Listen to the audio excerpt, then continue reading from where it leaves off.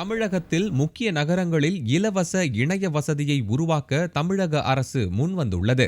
இது தொடர்பாக முதலமைச்சர் ஜெயலலிதா விடுத்துள்ள அறிக்கையில், பெரிய பேருந்து நிலையங்கள், வணிக வளாகங்கள் மற்றும் பூங்காக்களில் கட்டணமில்லா வைஃபை இணைய வசதி செய்யப்படும் என்று தேர்தல் வாக்குறுதி அளித்திருந்ததை சுட்டிக்காட்டியுள்ளார்.